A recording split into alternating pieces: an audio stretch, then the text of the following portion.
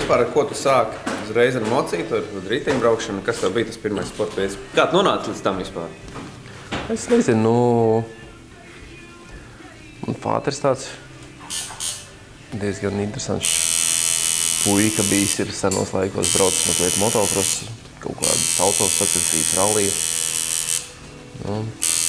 Tad kaut kā pirmajā klasē viņš man uzdāvināja mopēdu. Tā arī aizgāja. Mopēds man bija mini mokis.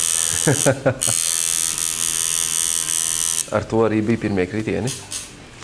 Cik tu gadus jau ar motokrosu nodarbojies? Es ar motokrosu nobraucu 20 sezonas profesionālas.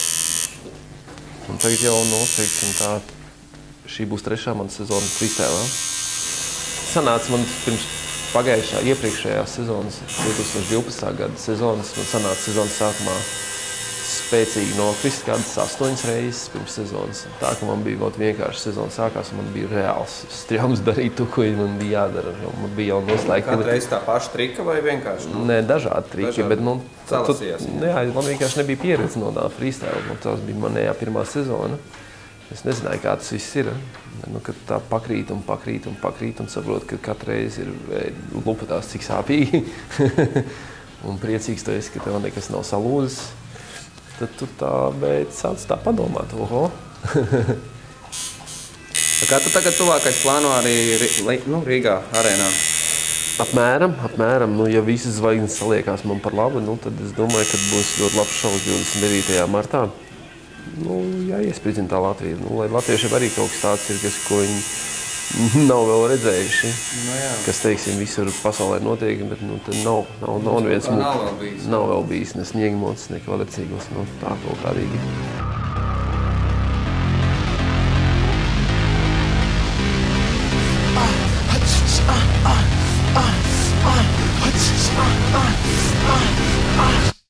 Let's go. I am not of this, I am so above this. Attitude of the city, you should really love this. All black aura, usually we say so. This charming man about to be a lingo. Soul on my black jeans denim. I'm the new age John Lennon. Send them, whoever wants to respond when it's breakfast. They could be breakfast, toast with some excellent.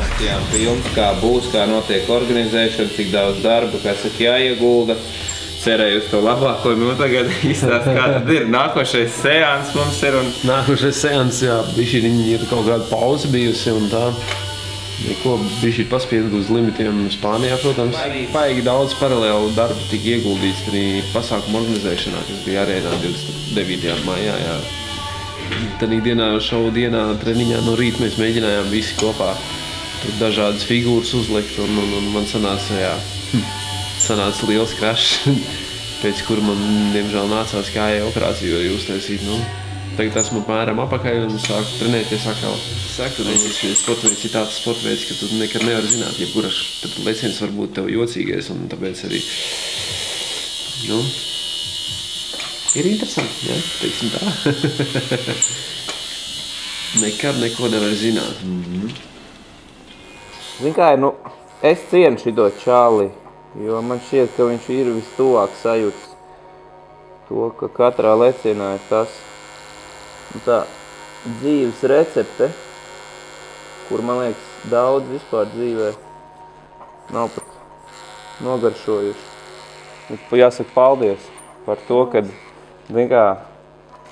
gan man, gan daudziem ir devis to nobaudīt. Jo, teiksim, skatoties to, ko jūs tur augšā darat, ka jūs nolaižaties arī.